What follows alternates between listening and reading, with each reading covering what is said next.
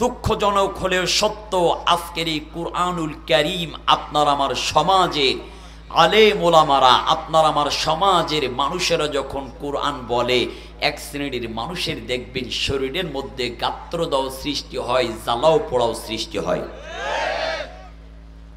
আরে ভাই,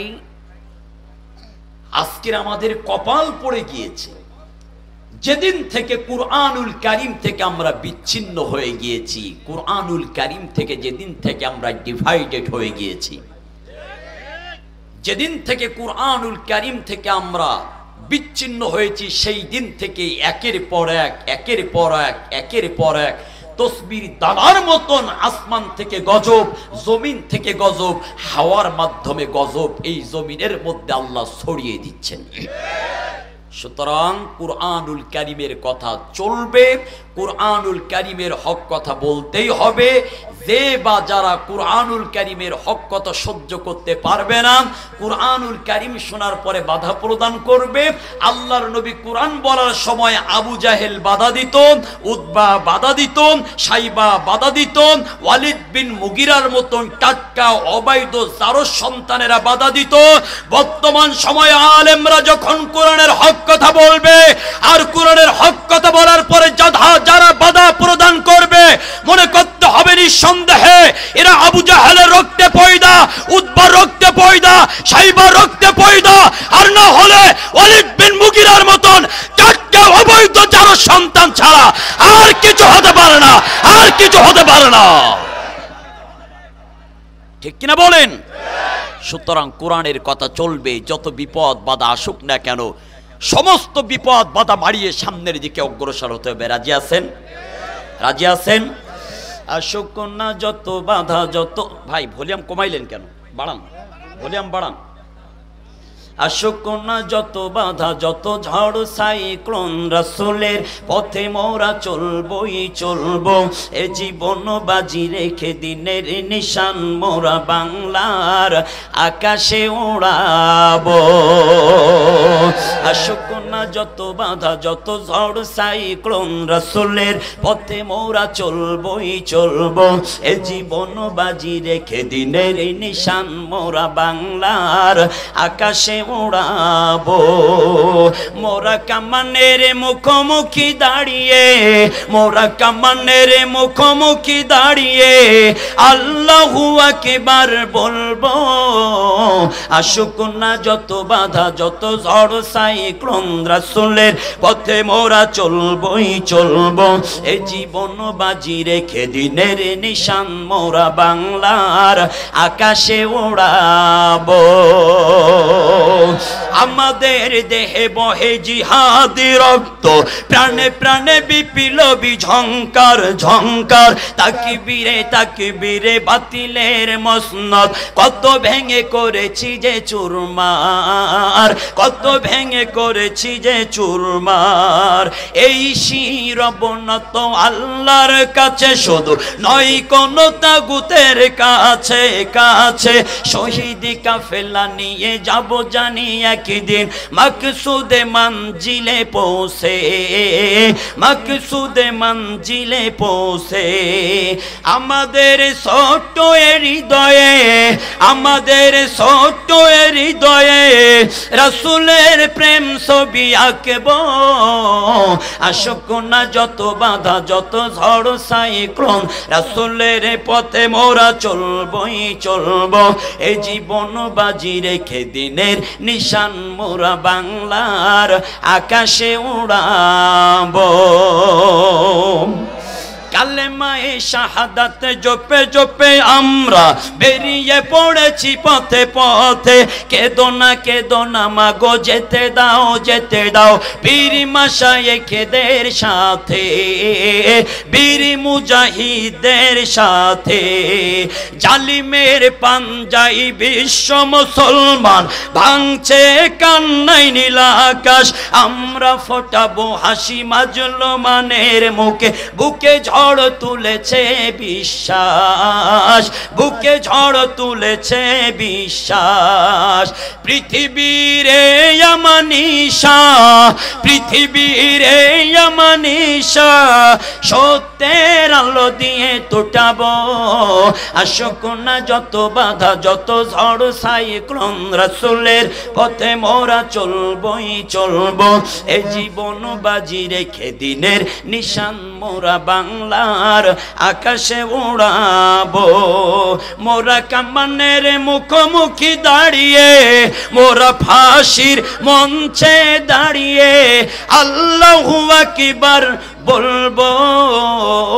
আল্লাহু আকবার, নারায়ে তাকবীর, লিল্লাহি তাকবীর। আল কোরআনের আলম, আল হাদিসের আলম, কোরআন আছে যেখানে, কোরআন নাই যেখানে, আলেম ওলামা যেখানে, আলেম ওলামা যেখানে, সুদ ঘুষ যেখানে। মাশাআল্লাহ, আলহামদুলিল্লাহ। সচেতন জামালপুরবাসী, আলহামদুলিল্লাহ। সম্মানিত ভাইয়ারা, আমি আপনাদের সম্মুখ পানে পবিত্র কালামুল্লাহ শরীফের 114টি সূরার মধ্যে 2 নম্বর সূরা,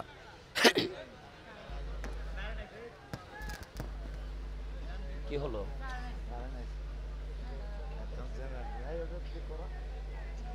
ঠিক আছে, তোমার ভলিউম বাড়াও, ভলিউম একটু এখানে। সম্মানিত ভাইয়েরা, আপনাদের সম্মুখ পানে পবিত্র কালামুল্লাহ শরীফের 114টি সূরার মধ্যে 2 নম্বর সূরা, সূরাটির নাম হলো সূরাতুল বাকারা। বাকারা শব্দের অর্থ গাভী। এটি বিশ্বনবীর মাদানী জিন্দেগিতে নাজিল হয়েছিল।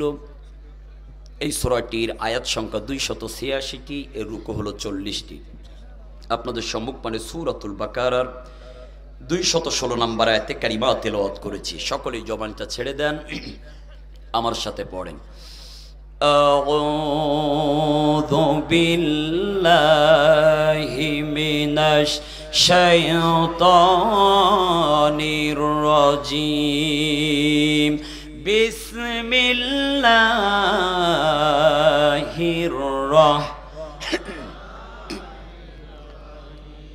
বিতাড়িত মরদুদ শয়তানের কাছ থেকে আল্লাহ সুবহানাহু ওয়া তাআলার কাছে পানা চাচ্ছি। পরম করুণাময় অসীম দয়ালু আল্লাহ সুবহানাহু ওয়া তাআলার নামে আরম্ভ করছি। কুতিবা আলাইকুমুল কিতালু ওয়া হুয়া কুরহুল লাকুম ওয়া আসা আন তাকরাহু শাইআন ওয়া হুয়া খায়রুল লাকুম ওয়া আসা আন তুহিব্বু শাইআন ওয়া হুয়া শাররুল লাকুম ওয়াল্লাহু ইয়ালামু ওয়া আনতুম লা তা'লামুন।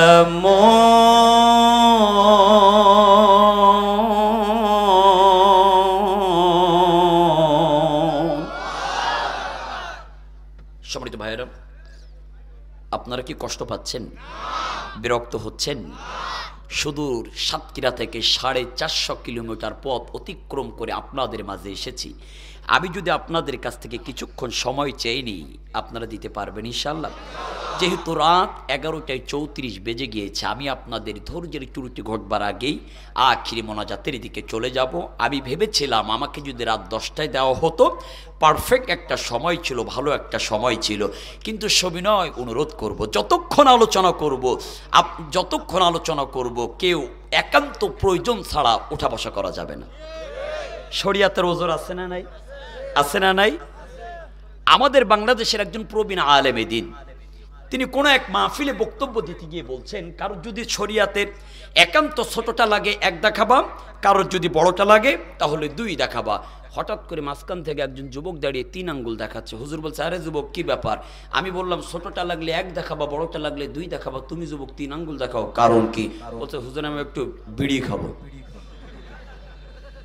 বেয়াদব, কোরআনের মাহফিলে বিড়ি খাওয়ার কত বেশি লজ্জা করে না? বলছে, হুজুর আমরা বিড়ি খাই, তাই কি বিড়ি খাওয়ার দোয়া জানি, তাই বিড়ি খাই। ওরে হাইব্রিড শয়তান। হুজুর বলছে, তামাম জীবন অস করলাম, অস পড়লাম, অস শুনলাম, জীবনে বিড়ি খাওয়ার দোয়াও জানলাম না, পড়লাম না, শুনলাম না। আরে যুবক, বিড়ি খাওয়ার দোয়া কি বলতো? বলছে, হুজুর সত্যি বলবো? বলছে, হ্যাঁ বল। বলছে, হুজুর তাহলে শোনেন, আল্লাহুম্মা বারিক লানা ফিহি বিড়িটা না।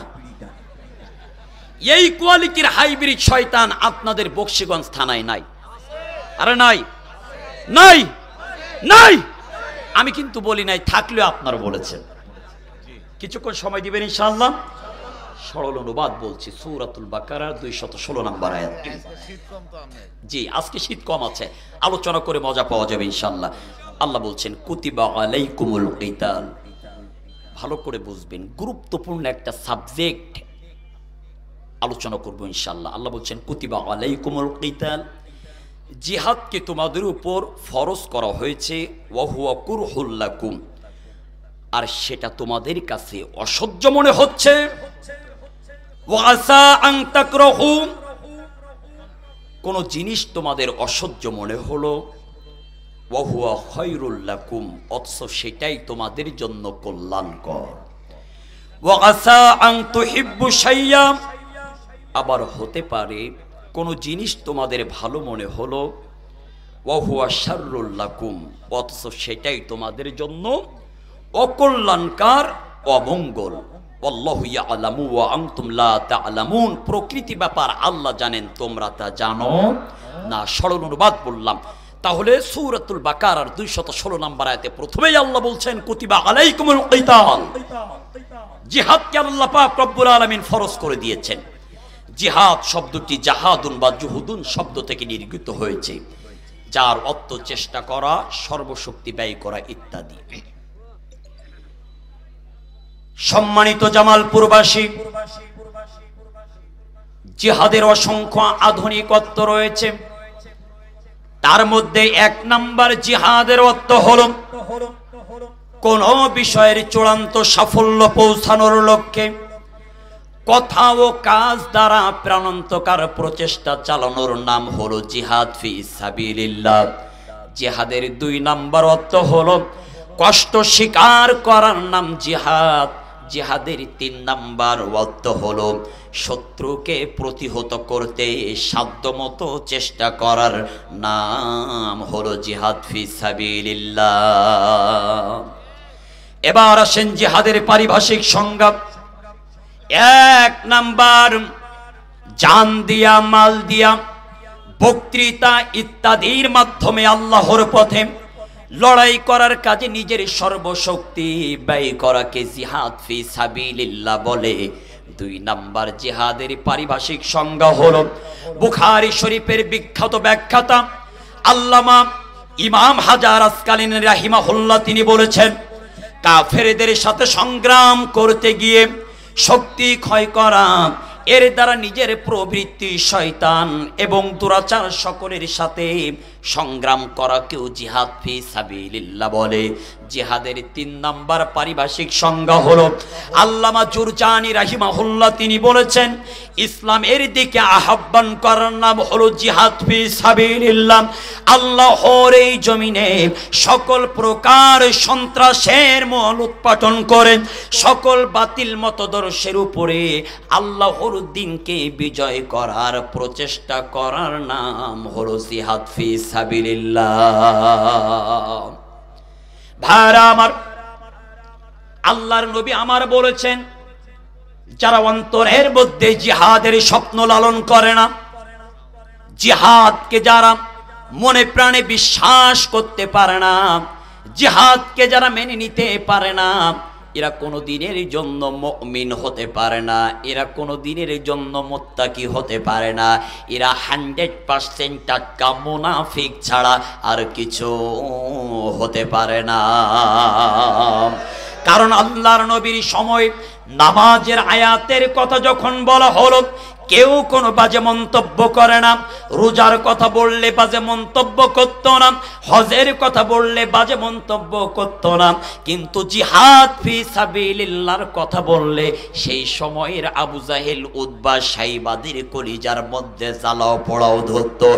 আজও পৃথিবীর জমিনে অসংখ্য মানুষ দেখবেন কুরআনুল কারীমের থেকে যখনই জিহাদ ফি সাবিলিল্লাহর কথা বলা হয়, আপনার আমার সমাজের মধ্যে এক শ্রেণীর মানুষের কলিজার মধ্যে গাত্রদাহ সৃষ্টি হয়। তাহলে বোঝা গেল আবু জাহেল আর এই সকল মুনাফিকদের মধ্যে কোনো পার্থক্য নাই। আল্লাহ বলছেন, গোলাম আমি রব্বে কারীম দুইটা জিনিস তৈরি করেছি, এক নাম্বার হলো জান্নাত, আরেকটা হলো জাহান্নাম। এই দুনিয়ার জমিনে যারা ভালো কাজ করবে তাদের জন্য জান্নাত নির্ধারণ করেছি, আর যারা খারাপ কাজ করবে তাদের জন্য জাহান্নাম নির্ধারণ করেছি। আল্লাহ বলছেন, বান্দা জিহাদের তামান্না, জিহাদের ইচ্ছা আকাঙ্ক্ষা বেশি বেশি অন্তরের মধ্যে রাখতে হবে, বেশি বেশি মনের মধ্যে রাখতে হবে। যদি জাহান্নামের আগুন থেকে মুক্তি পেতে চাও তাহলে জিহাদের ইচ্ছা আকাঙ্ক্ষা মনের মধ্যে লালন করে নাও। আল্লাহ পাক রব্বুল আলামিন বলছেন, ইয়া আইয়ুহাল্লাযীনা আমানু হাল আদুল্লুকুম আলা তিজারাতিন তুনজিকুম মিন আযাবিন আলীম। আল্লাহ বললেন, ইয়া আইয়ুহাল্লাযীনা আমানু, ও হে তোমরা যারা ঈমান এনেছো, হে ঈমানদার, হাল আদুল্লুকুম, আমি কি তোমাদের এমন একটি ব্যবসায়ের কথা বলবো না, আলা তিজারাতিন তুনজিকুম মিন আযাবিন আলীম, যে ব্যবসার মাধ্যমে তোমাদেরকে আমার আল্লাহ ভয়াবহ জাহান্নামের আযাব থেকে মুক্তি দান করবে। আল্লাহ পাক বলছেন, সেই ব্যবসায়ের সন্ধান আমি রব্বে কারীম জানিয়ে দিলাম। তো উমিনুনা বিল্লাহি ওয়া রাসূলিহি ওয়া তুজাহিদুনা ফি সাবিলিল্লাহ। আল্লাহ ব্যবসার সন্ধান দিচ্ছেন, তুমিনুনা বিল্লাহি ওয়া রাসূলিহি, আল্লাহ এবং রাসূলের প্রতি ঈমান আনতে হবে, ওয়া তুজাহিদুনা ফি সাবিলিল্লাহ, আর আল্লাহর রাস্তায় লড়াই করতে হবে, আল্লাহর রাস্তায় সংগ্রাম করতে হবে, আল্লাহর রাস্তায় জিহাদ ফি সাবিলিল্লাহর কাজ করতে হবে। আল্লাহ বলছেন, আমার রাস্তায় তোমরা লড়াই করবা, আমার রাস্তায় তোমরা সংগ্রাম করবা, আমার রাস্তায় তোমরা জিহাদ করবা। আমার রাস্তায় তোমাদের জিহাদ করতে গেলে অবশ্যই তোমাদের দুইটা জিনিস দেওয়া লাগবে, তোমাদের দুইটা জিনিস দিয়ে সংগ্রাম করা লাগবে। বিআমওয়ালিকুম ওয়া আনফুসিকুম যালিকুম খায়রুল লাকুম ইন কুনতুম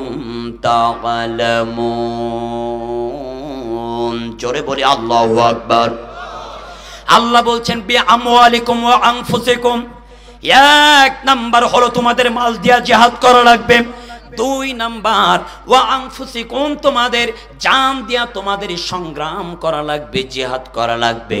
যালিকুম খায়রুল লাকুম ইন কুনতুম তা'লামুন, এটাই তোমাদের জন্য কল্যাণকর যদি তোমরা জানতে। প্রাণের ভাইরা আমার, আল্লাহ পাক রব্বুল আলামিন বারবার করে বলছেন, অবশ্যই অবশ্যই আপনার আমার জান দিয়া আল্লাহর রাস্তায় যদি সংগ্রাম করতে পারি তাহলে জাহান্নামের আযাব থেকে মুক্তি পাওয়া যাবে। আল্লাহ পাক রব্বুল আলামিন 9 নম্বর সূরা আত-তাওবার 111 নম্বর আয়াতে বললেন, ইন্নাল্লাহা اشترى من المؤمنين أنفسهم وأموالهم بأن لهم الجنة يقاتلون في سبيل الله আল্লাহ বললেন ইন্নাল্লাহ, নিশ্চয় আল্লাহ, হাসতারা ক্রয় করে নিয়েছেন, খরিদ করে নিয়েছেন, মিনাল মুমিনিন, মুমিনদের কাছ থেকে, ঈমানদারদের কাছ থেকে, আনফুসাহুম ওয়া আমওয়ালাহুম, তাদের জান এবং তাদের মাল। আল্লাহ বলছেন বিআন্না লাহুমুল জান্নাহ, আর আমি বিনিময়ে তাদের জান্নাতের মেহমান বানিয়ে দিব। আল্লাহ বলছেন গোলাম, জান্নাতের জন্য তোমাদের কাজ করতে হবে। এক নাম্বার কাজ হলো জিহাদ ফি সাবিলিল্লাহ, জিহাদ ফি সাবিলিল্লাহ, জিহাদ ফি সাবিলিল্লাহর কাজ করতে হবে। আর জিহাদের কাজ করতে হবে ঐক্যবদ্ধ হয়ে। ওয়াতাসিমু বিহাবলিল্লাহি জামিয়ান ওয়া লা তাফাররাকু, আল্লাহ বলছেন ঐক্যবদ্ধ হয়ে যাও, ঐক্যবদ্ধ হয়ে সংগ্রাম করো, জিহাদ করো। ইন্নাল্লাহা ইউহিব্বুল্লাযীনা ইউকাতিলুনা ফি সাবিলিহি সাফফান কাআন্নাহুম বুনিয়ানুম মারসুস। 61 নম্বর সূরা, সূরা সফের 4 নম্বর আয়াত। আল্লাহ বলছেন আল্লাহ তো ভালোবাসেন সেই লোকদেরকে যারা তার পথে সীসা ঢালার প্রাচীরের ন্যায় সারিবদ্ধভাবে ঐক্যবদ্ধ হয়ে লড়াই করে, সংগ্রাম করে কাফেরদের সাথে, আর কাফেরদের বিপক্ষে জিহাদ করবার জন্য তারা ময়দানে নেমে যায়। প্রাণের ভাইরা আমার, হাদিস থেকে বলছি, আব্দুল্লাহ ইবনে মাসউদ রাদিয়াল্লাহু তাআলা আনহু সাআলতু রাসূলুল্লাহি সাল্লাল্লাহু আলাইহি ওয়াসাল্লাম, কুলতু ইয়া রাসূলুল্লাহ আইয়ুল আমালি আফদালু? ক্বালা সালাতি মি সালাতু আলা মিকাতিহা। কুলতু সুম্মা আইয়ু? ক্বালা সুম্মা বিররুল ওয়ালিদাইন। কুলতু সুম্মা আইয়ু? ক্বালা আল জিহাদু ফি সাবিলিল্লাহ। আব্দুল্লাহ ইবনে মাসউদ হতে বর্ণিত, তিনি বলেন আমি আল্লাহ রাসূলকে জিজ্ঞেস করলাম, ইয়া রাসূলুল্লাহ, কোন কাজ সর্বোত্তম? আল্লাহর নবী আমার বলছেন, এক নম্বরে সময় মতো ওয়াক্ত মতো নামাজ আদায় করা, 2 নম্বরে পিতামাতার খেদমত করা, আর 3 নাম্বার হলো জিহাদ ফি সাবিলিল্লাহর কাজ করা। আল্লাহ বলছেন বান্দা, অবশ্যই তোমাদের জিহাদের কাজ করা লাগবে। মনের মধ্যে জিহাদের আকাঙ্ক্ষা, ইচ্ছা থাকা লাগবে।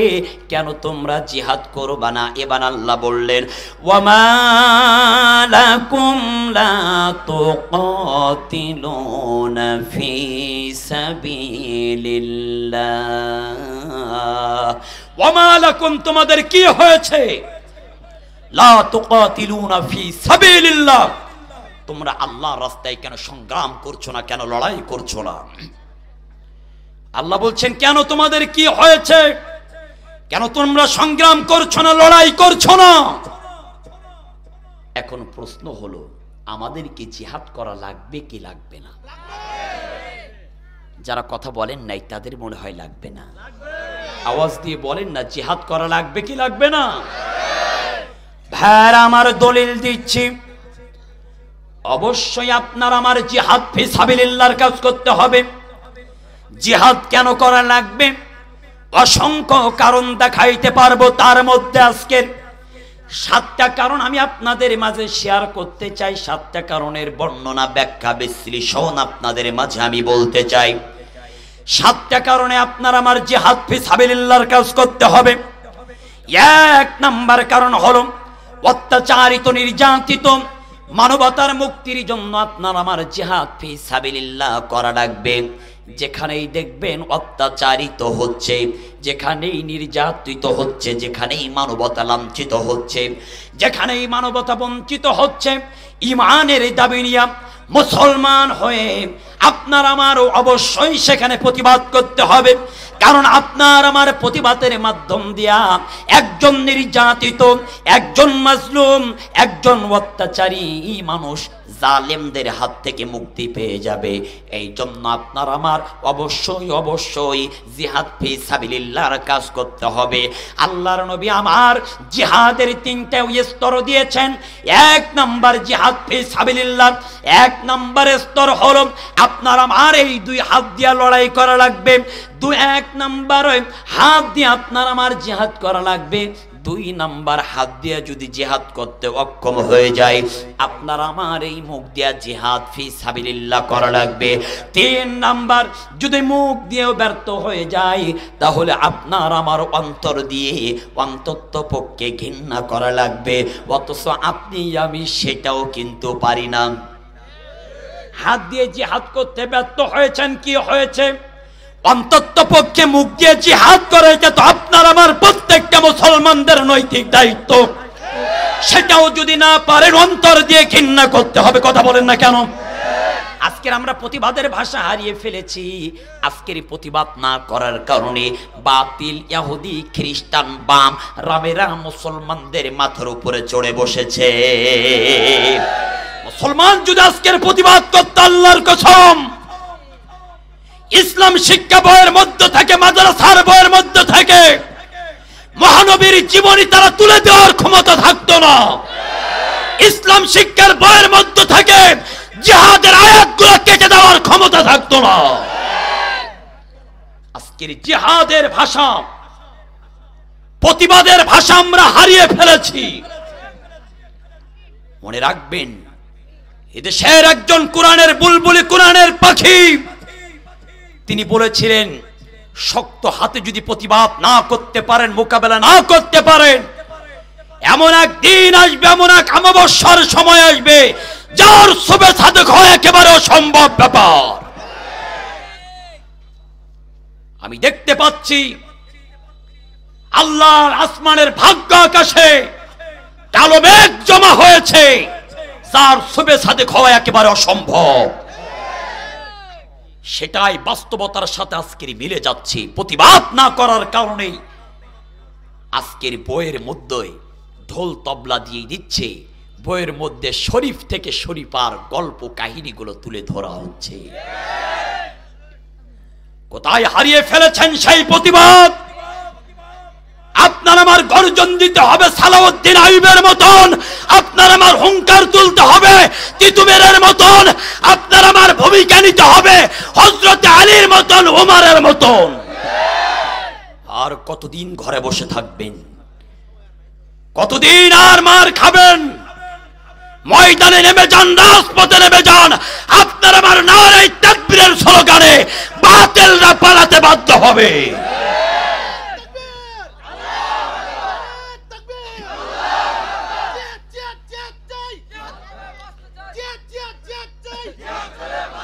সম্মানিত ভাইয়ারাম, সম্মানিত ভাইয়ারাম, আজকের একটা ফুল বাগান ধ্বংস করার জন্য একটা হুতুম পেঁচা যথেষ্ট।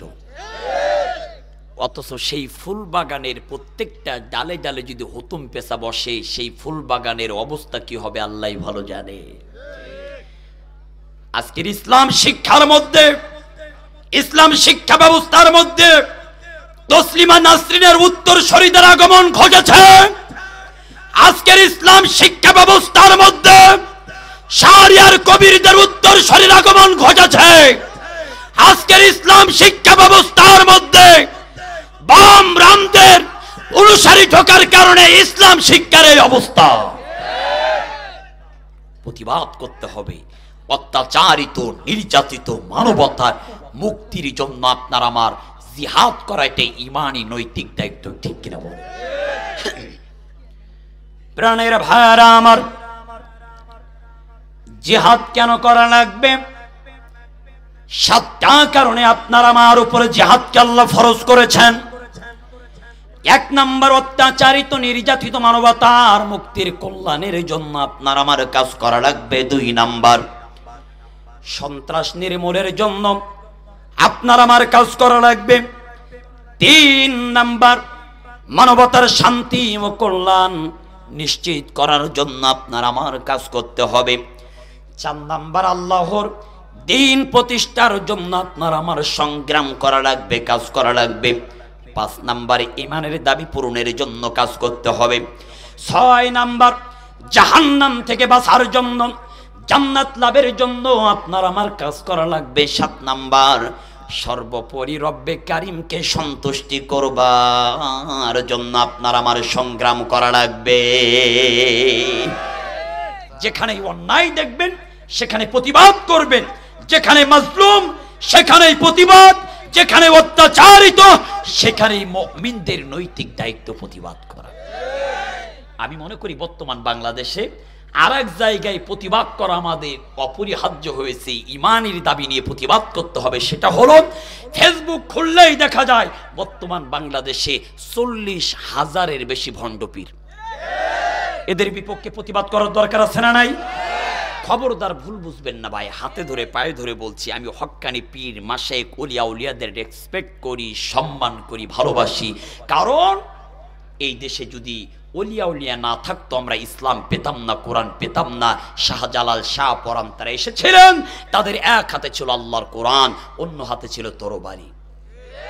আর এখন ম্যাক্সিমাম দরবারে কোরআনও নাই, তরবারিও নাই, ইসলাম নাই, শরিয়ত নাই, তাহজিব নাই, তামাদ্দুন নাই, কিচ্ছু নাই। আছে শুধু ঢোল তবলা গান বাজনা, টুংটুঙা টুংটুং, টুংটুঙা টুংটুং। গাঞ্জা খাইতে খাইতে মোজগুলো একেবারে লাল টক টক টক টক করে। আমি আশ্চর্য হয়ে যাই, আমি অবাক হয়ে যাই। এদের মোষের আর দাড়ির যে সাইজ, ভাই এরা মুড়িয়ার দই খায় কিভাবে? এদের যে মোষের যে সাইজ, এদের তো মুড়িয়ার দই খাওয়ার জন্য একজন জুগাড়ি দরকার হয়। একজন মোষ এভাবে উঁচুকে ধরবে আর একজন কবে খাও বাবা খাও। ভুল বুঝবেন না, আপনারা কষ্ট পাচ্ছেন। একটা উদাহরণ দিয়ে একটা গল্প বলি আপনাদেরকে। ছোট্ট একটা বাচ্চা রাত 12টার সময়, আমি আপনাদেরকে বোঝানোর চেষ্টা করছি, কোরআন আছে যেখানে আমরা আছি, কোরআন নাই যেখানে আমরা নাই। যে দরবারে কোরআন আছে সেই দরবারে মুরিদ হবেন, আমাদের আফসোস নাই, দুঃখ নাই। কিন্তু আল্লাহর কসম, যে দরবারে কোরআন নাই, হাদিস নাই, ওই দরবারে মুরিদ হওয়া তো দূরের কথা, ওই দরবারে প্রসব করা পর্যন্ত জায়েজ নাই। হারাম হারাম হারাম।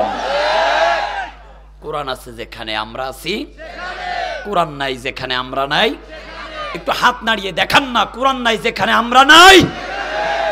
একটা গল্প বলি। ছোট্ট একটা বাচ্চা রাত 12টার সময় বাবার কাছে বায়না ধরেছে, আব্বা ও আব্বা আমি একটু ট্রেন চড়বো। আচ্ছা বলেন তো জামালপুর বক্সিগঞ্জ থানার ভাইয়েরা, এই রাতের বেলায় ট্রেন দেখা কিংবা ট্রেন চড়া কি সম্ভব? সম্ভব? ছোট্ট বাচ্চা বোঝেনি তো, নাসরবান্দা বারবার করে বলছে, আব্বা ট্রেন দেখবো, ট্রেন চড়বো, ট্রেন দেখবো, ট্রেন চড়বো, ট্রেন দেখবো, ট্রেন চড়বো। বাবার মিজাজ খারাপ হয়েছে কিন্তু কিছু বলতে পারে না, ছোট্ট মানুষ তো। এক পর্যায়ে ছেলেকে দেখে বলছে, দেখ বাবা এই রাতের বেলায় তো ট্রেন দেখাও যাবে না, রাতের বেলায় ট্রেন চড়াও যাবে না। আচ্ছা বাবা আমি যদি তোমার ট্রেনের আকৃতির বিবরণটা বলি তুমি কি শুনে খুশি হবা? ছেলে বলছে, আব্বা বোঝা হয়ে গেছে মোল্লাদুর মসজিদ পর্যন্ত আর তোমার দোকান পর্যন্ত। আচ্ছা ঠিক আছে, আমার ট্রেন দেখানো লাগবে না, ট্রেন চড়ানো লাগবে না, আপনি ট্রেনের আকৃতির বিবরণটা বলেন। বাবা তো শুনে মহা খুশি, আনন্দের খেলায় বলছে, শোন রে বাবা শোন, ট্রেনের গায়ের রং হলো কালো, উপর দিয়ে ধোয়া বাহির হয়, নিচ দিয়ে পানি পড়ে। ট্রেন দেখছেন না আপনারা? দেখেছেন না আপনারা? এখন বাবা যা বলেছে ছেলে তাই শুনেছে। আচ্ছা আপনাদের জামালপুরের জজকোটের উকিল আছে না, এই উকিলদের পোশাক কেমন হয়? কালো। মনে করেন কালকে সকালবেলা বাপ বেটা দুইজন একসাথে জজকোটের সামনে হঠাৎ করে ছোট্ট বাচ্চাটা দেখতেছে একটা কালো পোশাক পরা একজন ব্যক্তি রাস্তার পাশে চেনটা খুলে গোল দিবা একটা সিগারেট ধরিয়ে টান দিচ্ছে। ছোট্ট বাচ্চাটা বলছে, কি ব্যাপার? আব্বা রাতের বেলায় বললো ট্রেনের গায়ের রং কালো, উপর দিয়ে ধোয়া বাইরে, নিচ দিয়ে পানি পড়ে, এটা তো দেখি একেবারে খাপের খাপ মমতাজের বাপ, এটাই হবে ট্রেন। ছোট্ট বাচ্চাটা দেরি না করে উকিলকে পিছন দিক থেকে জড়িয়ে ধরে বলছে, আমি ট্রেন চড়তেছি, ট্রেন চড়তেছি, ট্রেন চড়তেছি, ট্রেন চড়তেছি, ট্রেন চড়তেছি, ট্রেন চড়তেছি। উকিল বলছে, আরে তুই কে? আমি ট্রেন নামে উকিল। ছোট্ট বাচ্চা বলছে, তা হবে না। আব্বা বলিছে রাতের বেলায় ট্রেনের গায়ের রং কালো, উপর দিয়ে ধোয়া বাইরে, নিচ দিয়ে পানি পড়ে, তুমি হবা ট্রেন। আচ্ছা উকিলের পিঠে চড়লে কি ট্রেন চড়ার মজা পাওয়া যাবে? উকিলের পিঠে চড়লে ট্রেন চড়ার মজা পাওয়া যাবে? তাহলে উকিলের পিঠে চড়লে যদি ট্রেন চড়ার মজা না পাওয়া যায়, যে দরবারে কোরআন নাই, যে দরবারে হাদিস নাই, ওই দরবারের মুরিদ হলে কি আল্লাহর জান্নাত পাওয়া যাবে? আল্লাহর জান্নাত পাওয়া যাবে? কত দরবার গায়ে শিকল ঝোলানো, বাবার নাম হলো শিকল বাবা, তালা বাবা, শালি বাবা, পরান বাবা, ল্যাংটা বাবা, গাদা বাবা, ঘোড়া বাবা, আছে না নাই? ইল বাবা কথা কয় না, আছে না নাই? ইল বাবা খাজা বাবা কেল্লা বাবার দিওয়ানা, ল্যাংটা বাবার মুরিদ হলে লুঙ্গি পরা লাগে না। ইল বাবা খাজা বাবা কেল্লা বাবার দিওয়ানা, ল্যাংটা বাবার মুরিদ হলে লুঙ্গি পরা লাগে না। দয়াল বাবা আইনাল বাবা আত্রশির দিওয়ানা, দেওয়ান বাগির মুরিদ হইলে কলবে ইমান থাকে না। বাবার পাগলা টানের গাঞ্জা করে রে মাতলামি, বাবার পাগলা টানের গাঞ্জা করে রে মাতলামি, আধারে বাবার সেবা করিতে লাগে কতেক রমণী। বাবা তোমার ভণ্ডামি জানি, তোমার ভণ্ডামি হাই হাই তোমার ভণ্ডামি। ইল বাবার দরবার হতে কেউ ফেরে না খালি হাত, আসল কেরামতি বাবা হালকা দেখায়নি সিরাত। ইল বাবার দরবার হতে কেউ ফেরে না খালি হাত, আসল কেরামতি বাবা হালকা দেখায়নি সিরাত। ল্যাংটা বাবার দরবার হতে নামাজ রোজা লাগে না, বাবার দরবারে নামাজ রোজা, কত বড় শয়তান চিন্তা করেছেন। আবার ওই সকল দরবারে কি গান বাবা, ল্যাংটা বাহাবা ও বাবা রে, ল্যাংটা দেখলে আল্লাহ দেখা যায়। আমাদের বাংলাদেশে আর এক দরবারে দেখি গান হচ্ছে, হারাইলাম ধন মানিক রতন আর কি ফিরে পাবো তোমায়, তোমার জন্য কান্দে ভুবন তোমার তুলনা কেউ নাই, তোমার জন্য কান্দে ভুবন তোমার তুলনা কেউ নাই। আরে শয়তান হুক্কুর হুক্কুর একই জিকির, ভাই আল্লাহর নাম নে নাই রাসূলের নাম নে, হুক্কুর হুক্কুর জিকির যারাই করে তাদের বিপক্ষে প্রতিবাদ করা মুসলমানদের ঈমানি নৈতিক দায়িত্ব। প্রাণের ভাইরা আমার, আলোচনাটা ভালো করে বোঝার চেষ্টা করবেন। আল্লাহ বলছেন কুতিবা আলাইকুমুল কিতাল, আমি রব্বে কারীম প্রত্যেকটা মানুষদের উপরে জিহাদ ফি সাবিলিল্লাহ ফরজ করে দিয়েছি। যেখানেই অন্যায় হবে, যেখানে অত্যাচার হবে, সেখানে আপনার আমার প্রতিবাদ করা লাগবে। আপনি সুস্থ থাকেন আর অসুস্থ থাকেন, যেখানেই অন্যায় দেখবেন প্রতিবাদ করতে হবে। আল্লাহর নবীর সাহাবীদের দিকে লক্ষ্য করেন। আল্লাহর নবী জনাবে মুহাম্মদ রাসূলুল্লাহ সাল্লাল্লাহু আলাইহি ওয়াসাল্লাম উহুদ যুদ্ধের জন্য সাহাবীদের নামগুলো লিখে নিচ্ছেন। হঠাৎ করে আল্লাহর নবীর সামনে একজন ল্যাংড়া প্রতিবন্ধী সাহাবী হামা গড়ি দিতে ল্যাংড়াইতে ল্যাংড়াইতে নবীজির সামনে উপস্থিত হয়ে গেলেন। ইয়া রাসূলুল্লাহ, ইয়া হাবিবাল্লাহ, আমার নাম হলো আমর ইবনুল জামু, আমি একজন ল্যাংড়া মানুষ। নবীজি, উহুদ যুদ্ধের জন্য আপনি সাহাবীদের নামগুলা লিখে নিচ্ছেন। ইয়া রাসূলুল্লাহ, আপনি দয়া করে আমার নামখানা লিখে নেন। আমি আমার সাথী ভাইদের সাথে কাঁধে কাঁধ মিলিয়ে উহুদের যুদ্ধে যেতে চাই। আপনার সাথে কাঁধে কাঁধ মিলিয়ে কাফেরদের সাথে লড়াকু সৈনিকের মতন লড়াই করতে চাই। ও নবী, দয়া করে আপনি আমার নামখানা লিখে নেন। আল্লাহর নবী আমার আমর ইবনুল জামুর নামখানা লিখে নিলেন। আমর ইবনুল জামু বাড়িতে চলে গেলেন। এই ল্যাংড়া প্রতিবন্ধী সাহাবী আমর ইবনুল জামুর চারটা কলিজার টুকরা নওজোয়ান সন্তান ছিল। তারা যখন জানতে পেরেছে তাদের বাবা উহুদের যুদ্ধে যেতে চায়, তারা আর দেরি না করে নবীজির কাছে হাজির হলেন। ইয়া রাসূলুল্লাহ, ইয়া হাবিবাল্লাহ, আমার বাবার নাম হলো আমর ইবনুল জামু। আমার বাবা একজন ল্যাংড়া প্রতিবন্ধী সাহাবী। ও নবী, আমার বাবাকে জিহাদের ময়দানে যাওয়াটা রুখসাত করে দেন, জিহাদের ময়দানে যাওয়াটা বন্ধ করে দেন। আমার বাবার জায়গায় আমরা চারটা নওজোয়ান সন্তান যেতে চাই। আল্লাহর নবী আমার বললেন, যাও তোমার বাবাকে আমার সামনে হাজির করো। আল্লাহর নবীর কথা অনুযায়ী 4টা সন্তান চলে গেলেন ল্যাংড়া প্রতিবন্ধী বাবা আমর ইবনুল জামুর কাছে। ও বাবা, আল্লাহর নবীজি এই মুহূর্তে আপনাকে ডেকেছেন, আপনাকে তালাশ করেছেন। আমর ইবনুল জামু দেরি করলেন না, সাথে সাথেই 4টা কলিজার টুকরা সন্তানকে নিয়ে নবীজির সামনে উপস্থিত হলেন। আল্লাহর নবী আমার ডাক দিয়ে বলছেন, ও ল্যাংড়া প্রতিবন্ধী আমর ইবনুল জামু, আমার আল্লাহ নারীদের, শিশুদের, ল্যাংড়া পাগল প্রতিবন্ধীদের জন্য উহুদের যুদ্ধে যাওয়ার রুখসাত করে দিয়েছেন, মানসুখ করে দিয়েছেন। জিহাদের ময়দানে তোমার যাওয়ার দরকার নাই। তোমার 4টা সন্তান আমার সাথে কাঁধে কাঁধ মিলে উহুদের যুদ্ধে কাফেরদের সাথে লড়াই করতে চাই। আল্লাহর নবীর মুখ থেকে এই কথা বলতে দেরি, সাথে সাথে আমর ইবনুল জামুর চোখ দিয়া টপ টপ করে করে পানি পড়ে আমর ইবনুল জামুর দাড়ি মোবারক গুলো ভিজে গেল। ডাক দিয়া বলছে, ইয়া রাসূলুল্লাহ, ইয়া হাবিবাল্লাহ, এমন কথা বলবেন না, কারণ আমার নাকের মধ্যে শহীদের ঘ্রাণ ঢুকে গিয়েছে। আমি উহুদের ময়দানে যেতে চাই। আমি জানি কাফেরদের সাথে লড়াই করে আমি আমর ইবনুল জামু ময়দানে বেশিক্ষণ থেকে থাকতে পারবো না নবী, কিন্তু এতটুকু কনফিডেন্স, এতটুকু বিশ্বাস আমার রয়েছে, আমি কাফেরদের সাথে লড়াই করে যদি শহীদ হয়ে যাই, আমি আল্লাহর জান্নাতের মধ্যে পাখি হয়ে উড়তে চাই। আল্লাহর নবী আমার আমর ইবনুল জামুর 4টা ছেলেকে ডেকে বলছে, বাধা দিও না তোমার বাবার ছেড়ে দাও, তোমার বাবা উহুদের যুদ্ধে চলে যাক। সংক্ষেপে বলছি, আল্লাহর নবীর কথা শুনে 4টা ছেলে আর বাধা দিলেন না। আমর ইবনুল জামু উহুদের যুদ্ধের যখন দামামা বেজে গিয়েছেন, উহুদের যুদ্ধে চলে গিয়েছেন। উহুদের যুদ্ধে যাওয়ার পরে কাফেরদের সাথে লড়াই করা শুরু করেছেন। নবী আমার দেখতে পেলেন কোন একজন কাফের নবীজির ল্যাংড়া প্রতিবন্ধী আমর ইবনুল জামুর আঘাত করেছে।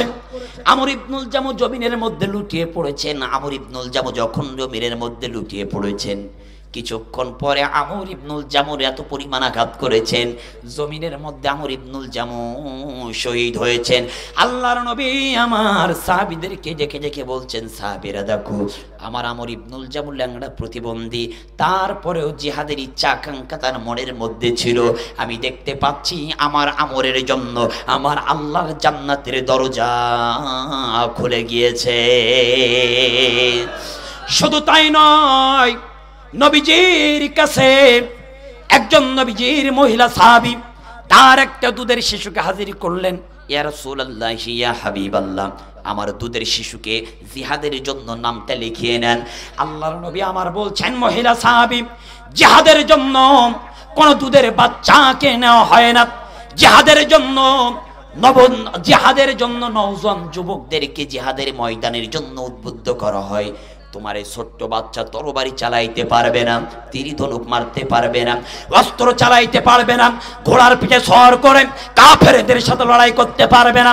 এই দুধের বাচ্চাকে নিয়ে আমি বিশ্ব নবী কি করব?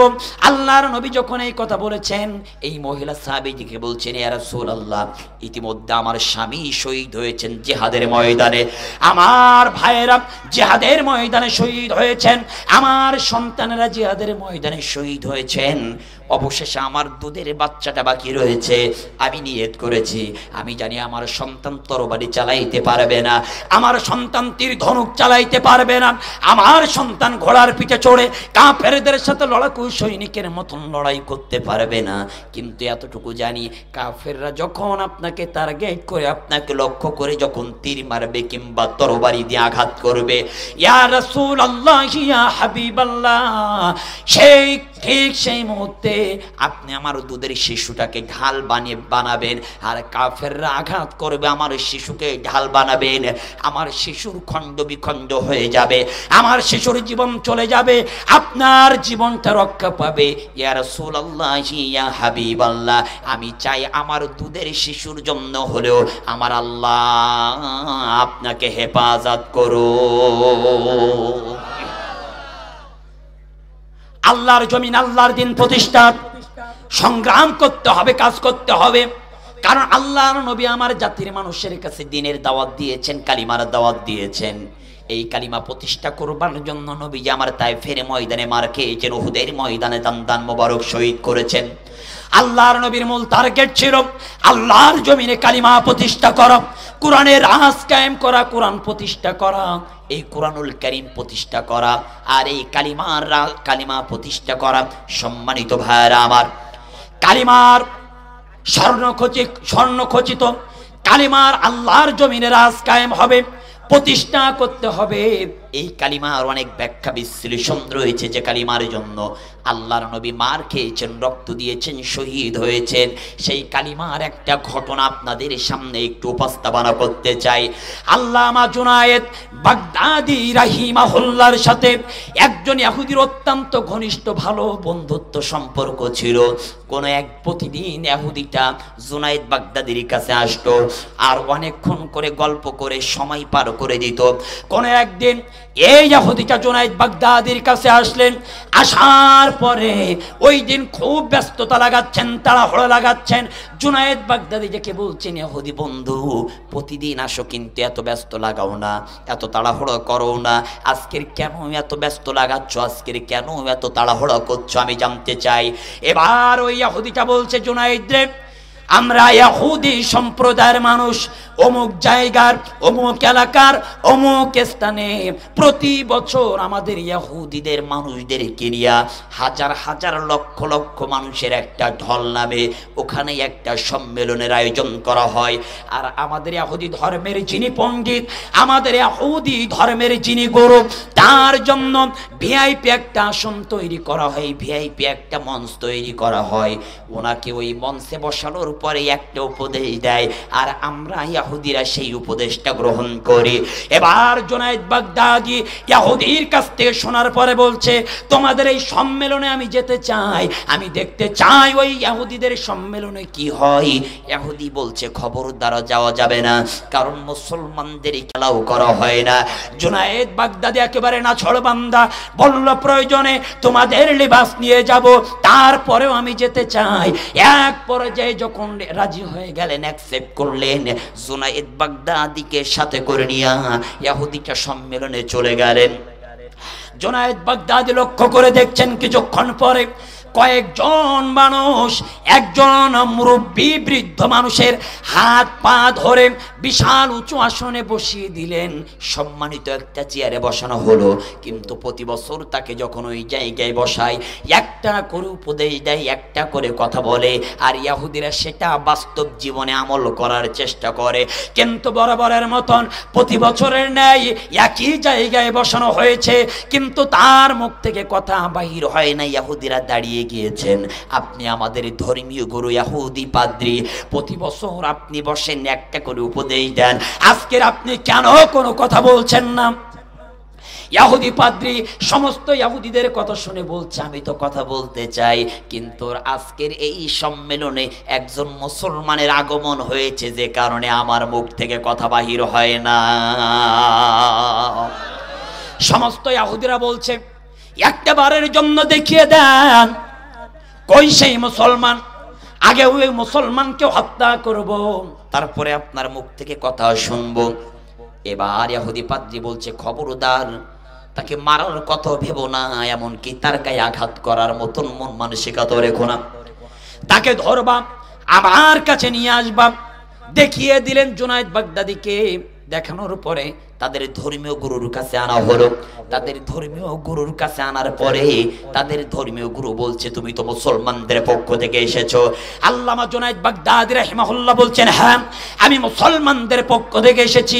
এবার ইহুদি পাদ্রী বলছে, তোমরা যে মুসলমান আর তোমাদের ধর্মীয় গ্রন্থ আখিরি কালাম, কালামে রব্বানি মহাগ্রন্থ আল কোরআন, এই কোরআনের মধ্যে 3টা বক্তব্য আছে, যে 3টা আমি মানতে পারি না।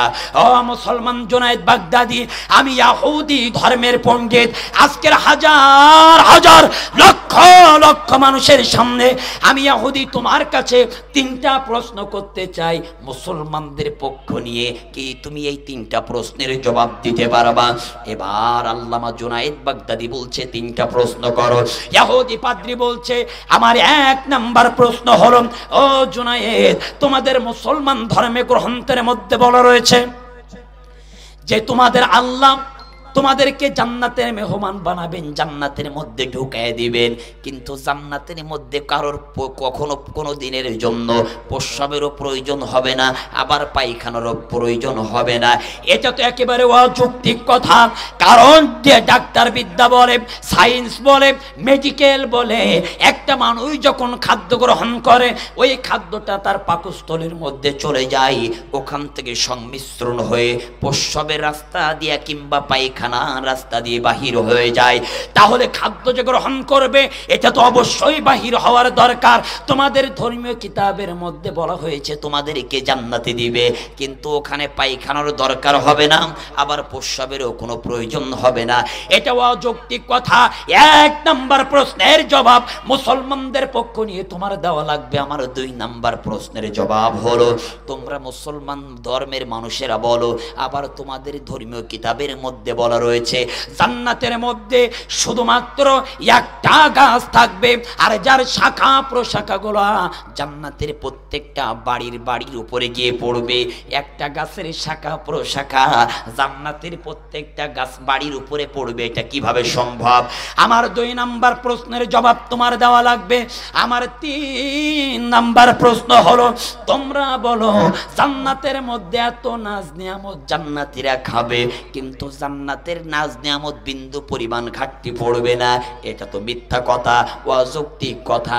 কারণ একটা রাজার পরিবারের মানুষেরাও যদি সারাটা জীবন বসে খায় সেই ধন সম্পত্তি একদিন ফুরিয়ে যায়।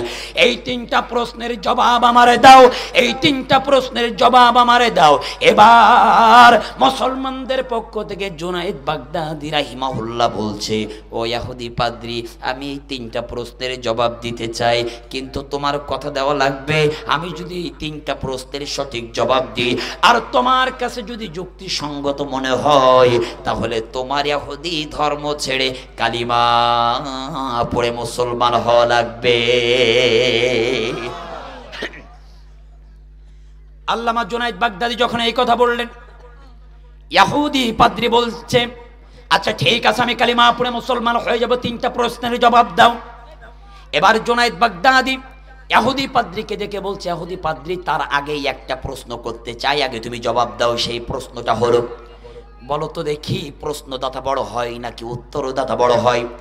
ও বকশীগঞ্জ থানার ভাইয়ারা আপনাদের কাছেই জানতে চাচ্ছি, বলেন তো দেখি প্রশ্নদাতা বড় হয় নাকি উত্তরদাতা বড় হয়? কে বড় হয়? উত্তরদাতা নিঃসন্দেহে বড় হয়। আজকের আমি আমার নিজেকে বড় করবার জন্য, হাইলাইটস করবার জন্য বলছি না। আজকের মাহফিলে আমি আপনাদের ভিআইপি মেহমান, আমি আপনাদের ভিআইপি গেস্ট, প্রধান বক্তা। এই জন্য আমার জন্য সুন্দর একটি মঞ্চ তৈরি করেছেন, একটা চেয়ারেরও ব্যবস্থা করেছেন। আর আপনার শ্রোতা বলেই আপনাদের নিচু জায়গা। ঠিক ওই সম্মেলনে এমন একটা পরিবেশ, ইহুদি সম্মেলনের জন্য, ইহুদি পাদ্রীর জন্য একটা ভিআইপি আসনের তৈরি করা হয়েছে। এবার জুনায়েদ বাগদাদি বলছে, আপনি বলেন তো দেখি প্রশ্নদাতা বড় হয় নাকি উত্তরদাতা বড় হয়? ইহুদি পাদ্রী বলছে নিঃসন্দেহে উত্তরদাতা বড় হয়।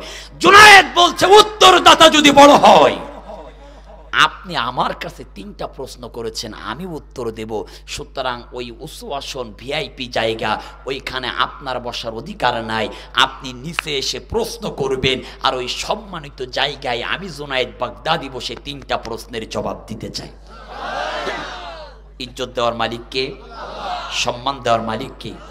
আরো জোরে বলেন না মালিক কে? ভাইয়ারা আমার কথাই কথা বেড়ে যায়। ইজ্জত আর সম্মান দেওয়ার মালিক আল্লাহ। তার আরেকটা ঘটনা আপনাদের বলি, উদাহরণ আপনাদেরকে বলি। আল্লাহর নবী জনাবে মুহাম্মদ রাসূলুল্লাহ সাল্লাল্লাহু আলাইহি ওয়াসাল্লাম তিনি যখন জাতির মানুষের কাছে কোরআনের দাওয়াত দেওয়া শুরু করেছেন, কালিমার দাওয়াত দেওয়া যখন শুরু করেছেন, সেই সময়ের মানুষগুলো আল্লাহর নবীর দাওয়াতটা ভালোভাবে নিতে পারে নাই। আবার অসংখ্য মানুষেরা ভালোভাবে নিয়েছেন, নেওয়ার পরে কালিমা পড়ে মুসলমান হয়ে গিয়েছেন। প্রাণের ভাইয়েরা আমার, অথচ আবু জাহেল উতবা সেইবারও সহ্য করতে পারে নাই। নবীজির উপরে একের পর এক জুলুম আর নির্যাতনের স্টিমরোলার চালানো শুরু করে দিয়েছে। আল্লাহর নবী আমার যে সাইড দিয়ে নামাজে যেতেন, ওই রাস্তার উপরে কাঁটাগুলা বিছায় রাখতেন। নবীজি যখন নামাজের সেজদার মধ্যে লুটিয়ে পড়তেন, আল্লাহর নবীর পিঠের উপরে পর্সা উঠেন, নাড়ি ভুড়িগুলো দিতেন, যাতে করে আল্লাহর নবীর কষ্ট হয়। আল্লাহর নবী হাজারো বাধা, হাজারো কষ্ট সহ্য করে কালিমার দাওয়াত জাতির মানুষের কাছে উন্মুক্ত ময়দানে দিয়েছেন। আবু জাহেল যখন দেখলো মুহাম্মদকে কোনোভাবেই টাইট করা যায় না, মুহাম্মদকে কোনোভাবেই সাইজটা করা যায় না, এখন মক্কার মানুষ দিয়ে মুহাম্মাদের বিচার করলে হবে না, মুহাম্মাদের মক্কার জমিনে বিচার করতে হবে। অথচ মুহাম্মদ এমন একটা মানুষ, ওই মুহাম্মাদের কাছে যারাই যায় তারা কালিমা পড়ে মুসলমান হয়ে যায়। এই জন্য আমি আবু জাহেল চক্রান্ত করলাম, ষড়যন্ত্র আরম্ভ করে দিলাম। এই মক্কার জমিনে আব্দুল্লাহর বেটা মুহাম্মাদের বিচার হবে, আর সেই বিচারপতি এই মক্কার অন্য কাউকে বানানো হবে না। এই মক্কার জমিনে মুহাম্মাদের মুহাম্মাদের বিচার হবে, আর সেই বিচারকের আসনে মক্কার কোনো মানুষ নয়, সেই সময়ের সবচাইতে পাওয়ারফুল লিডার সিরিয়ার বাদশা হাবিব বিন মালিক ছিল। এই হাবিব বিন মালিক ছিল খ্রিস্টান বাদশা। আবু জাহেলের মনে মনে পরিকল্পনা করলেন, মক্কার মানুষ দিয়ে যদি মুহাম্মাদের বিচার করানো হয়, তাহলে হয়তো বা রাইটা মুহাম্মাদের পক্ষে চলে যাবে। এই কারণে সিরিয়ার বাদশা খ্রিস্টান বাদশা, খ্রিস্টানদের যদি প্রধান বিচারপতির আসনে বসানো হয়, তাহলে কোনো দিনের জন্য মুসলমানদের পক্ষে রায় দিবে না। আজও পৃথিবীর জমিনে দেখা যায় মুসলমানদেরকে, আলেমদের বিচার করানোর জন্য প্রধান বিচারপতির আসনে মুসলমানদের না বসিয়ে ওই প্রধান বিচারপতির আসনে অন্য ধর্মের মানুষদের বসানো হয়। ঠিক কিনা বলেন? আজকের মাজলুমদেরকে ফাঁসি দিয়েছে যারা, কোন মুসলিম মায়ের সন্তানেরা তাদের বিপক্ষে রায় লিখে নয়, প্রধান বিচারপতির আসনে বাম রামদেরকে বসে মাজলুমদেরকে ফাঁসির কাজকে ঝুলিয়েছে। এই ষড়যন্ত্র আজকের নয়, এটা আবু জাহেলের কাছ থেকে শিক্ষা নিয়েছেন আবু জাহেলের নাতিপুতিরা। আবু জাহেল দেখলো মুহাম্মাদের বিচার করা লাগবে, পত্র লিখলেন সিরিয়ার বাদশা খ্রিস্টান বাদশা হাবিব বিন মালিকের কাছে। আমি সম্মানের কথা বলছি, ও হাবিব বিন মালিক, মক্কার জমিন আব্দুল্লাহর বেটা মুহাম্মদ নামের একটা যুবকের আগমন হয়েছে, যে নিজেকে নবী বলে দাবি করে, আমাদের বাপদাদার ধর্মের মুখের উপরে চুনকালি মারতে চাই। এই মুহূর্তে আপনাকে আমরা মক্কার জমিনে প্রধান বিচারপতি হিসাবে দেখতে চাই।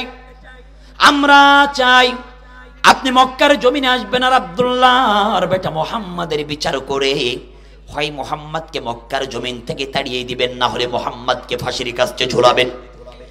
এবার হাবিব বিন মালিক উল্টা পত্র লিখলেন, ও মক্কার নেতা আবু জাহেল, অবশ্যই কেন নয়, মুহাম্মাদের বিচার হবে মক্কার জমিনে, কিন্তু মুহাম্মাদের একাকী বা ঘরের মধ্যে আমি হাবিব বিন মালিক বিচার করতে চাই না। আমি বিচার করতে চাই মক্কার হাজার লক্ষ লক্ষ উন্মুক্ত জনতার সামনে। তুমি একটা মঞ্চ তৈরি করো। আবু জাহেল সেই সময় একটা মঞ্চ তৈরি করলেন মুহাম্মাদের বিচার করার জন্য। আর বর্তমান সময়ে আলেমদেরকে, ইসলামী আন্দোলনের কর্মীদের বিচার করার জন্য মঞ্চ তৈরি করা হয়, ঠিক কিনা? সেই সময় মঞ্চ তৈরি করা হলো, মক্কার আকাশে বাতাসে মুখরিত হয়ে গেল। সিরিয়ার বাদশা খ্রিস্টান বাদশা হাবিব বিন মালিক মক্কার জমিনে আসবেন, আর আব্দুল্লাহর বেটা মুহাম্মাদের বিচার করবে। সবাই অমুক দিন তোমরা হাজির হয়ে যাবা। আবু জাহেল বিশাল একটা মঞ্চ তৈরি করলেন, এমন একটা স্টেজের ব্যবস্থা করে সেইখানে দুইটা চেয়ারের ব্যবস্থা করলেন। মনোযোগ দেন, একটা হলো স্বর্ণের চেয়ার, আর একটা হলো রৌপ্যের চেয়ার। আবু জাহেলের টার্গেট হলো স্বর্ণের চেয়ার অলঙ্কৃত করবেন সিরিয়ার বাদশা, খ্রিস্টান বাদশা হাবিব বিন মালিক আর রৌপ্যের চেয়ার অলঙ্কৃত করবেন মক্কার পাতি নেতা আবু জাহেল। আর একটা আসামির কাঠগড়া তৈরি করেছেন, ওইখানে মোহাম্মদ দাঁড়িয়ে থাকবে, মোহাম্মদের বিচার করা হবে। হাবিব বিন মালিক তার লোক লস্কর নিয়ে চলে এসেছেন, হাজার নয় লক্ষ লক্ষ মানুষের জনতার ভিড় নেমেছেন। মোহাম্মদ কে বিচার করা হবে। আবু জাহেল হাবিব বিন মালিককে ভাড়া করে নিয়ে এসেছেন। আবু বকর কান্না করতে করতে নবীজির কাছে চলে গেলেন, ইয়া রাসূলুল্লাহ ইয়া হাবিবাল্লাহ, আবু জাহেল চক্রান্ত করেছে, আপনাকে পৃথিবীর জমিন থেকে বিদায় করে দিবে। ও নবী, আপনার যাওয়ার দরকার নাই, আপনি যদি যান তাহলে তারা মিথ্যা রায় দিয়া আপনাকে মক্কার জমিন থেকে তাড়িয়ে দিবে, আর না হয় আপনাকে মক্কার জমিনে ফাঁসির কাছে ঝুলে বিদায় করে দিবে। ইয়া রাসূলুল্লাহ ইয়া হাবিবাল্লাহ, আপনার যাওয়ার দরকার নাই। আল্লাহর নবী আবু বকরের মাথায় হাত দিয়ে সান্ত্বনা দিয়ে বলে দিচ্ছেন, আবু বকর রে টেনশন করো না, চলো, ইন্নাল্লাহা মা'ানা, হতাশ হওয়ার কোনো কারণ নাই তোমার আর আমার সাথে, আমাদের আল্লাহ আছেন, এতে কোনো সন্দেহ নাই, চলো আমরা চলে যাই। আল্লাহর নবী আবু বকরকে সাথে করে নিয়ে রওনা হয়েছেন। এবার আবু জাহেল বিশাল বড় মঞ্চের মধ্যে একটা গেটের ব্যবস্থা করেছেন, স্বর্ণের চেয়ার অলংকৃত করলেন।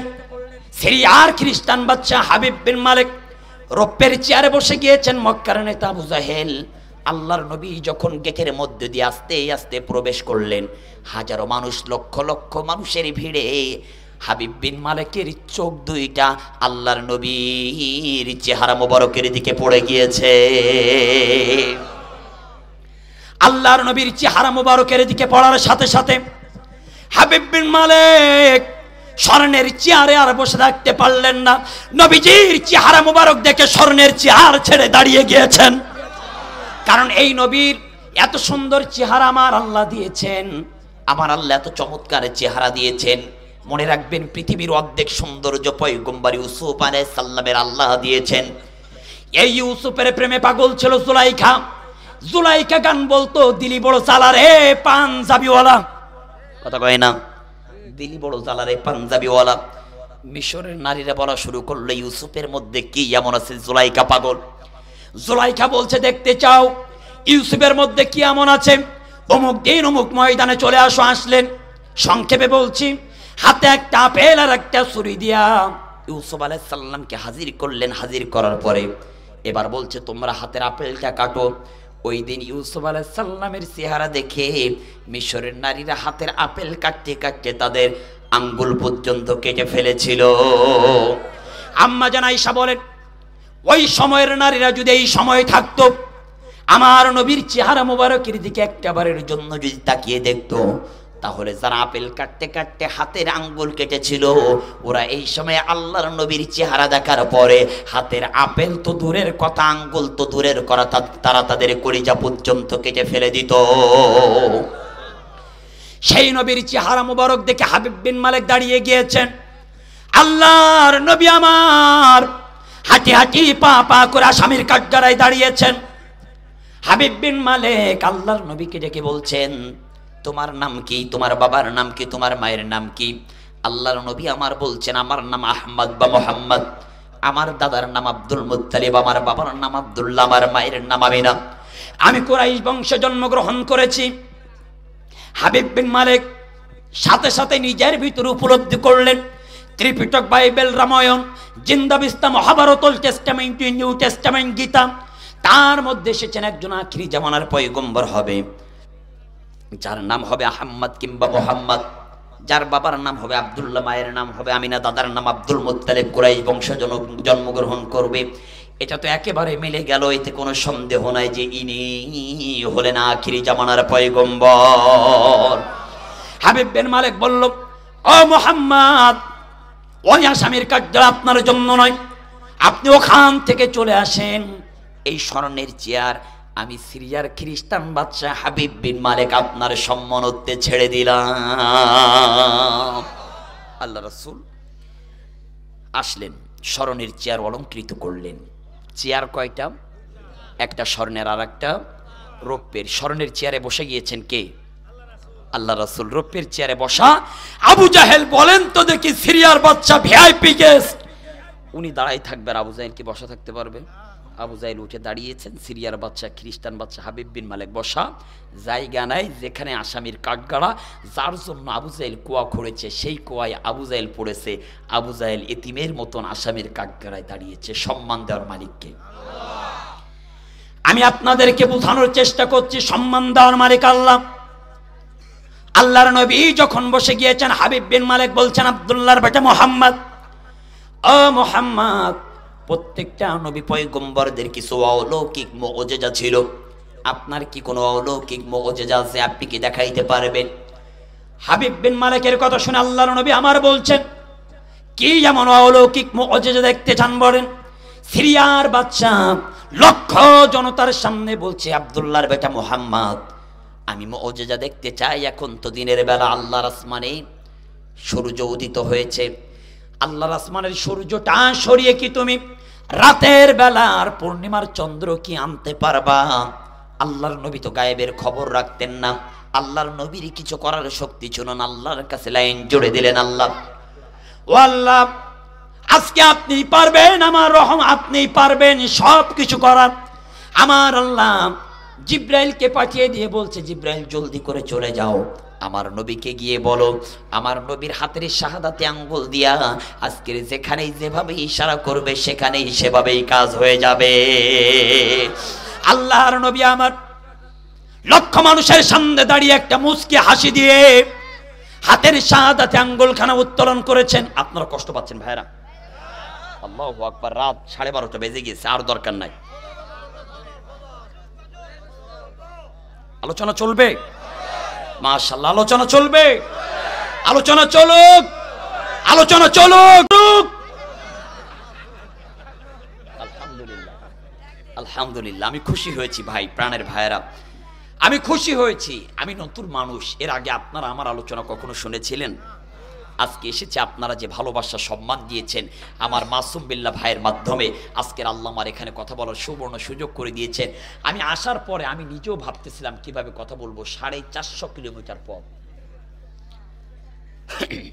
আমি তো কথা বলতেও আমি কষ্ট হচ্ছে, আমার যে ভয়েস দিয়ে কথা বলি সেই ভয়েসও হচ্ছে না। তারপরে আমার ভাইদের অপারেটর আলহামদুলিল্লাহ অনেক ভালো, তারপরেও আমি টান দিচ্ছি সাইদির মতন, হয়ে যাচ্ছে তোফাজ্জলের মতন। মানে যে স্কেলে বলার দরকার আমার এই মাইক্রোফোনে সে স্কেলে টানতে পারছে না। প্রাণের ভাইয়েরা, প্রাণের ভাইয়েরা আমার, একটা হলো স্মরণের চেয়ার আর একটা রৌপ্যের চেয়ার। আল্লাহর নবীর কাছে হাবিব বিন মালিক প্রশ্ন করেছেন, এখন তো দিনের বেলা আল্লাহর আসমানের সূর্য সরিয়ে রাতের বেলার পূর্ণিমার চন্দ্র কি তুমি উদিত করতে পারবা? আল্লাহর নবী আর দেরি করলেন না, হাতের শাহাদাতে আঙ্গুল দিয়ে এভাবেই ইশারা করে সূর্যের দিকে ইশারা করতে দেরি, আল্লাহর আসমানের থেকে সূর্যটা সরে যেতে দেরি হলো না। আল্লাহর নবী আমার সূর্য সরে যাওয়ার সাথে সাথে তার শাহাদাতে আঙ্গুল দিয়া এভাবেই পূর্ণিমার চাঁদের দিকে ইশারা করলেন। দিনের বেলায় রাতের বেলার পূর্ণিমার চন্দ্র উদিত হয়ে গেল।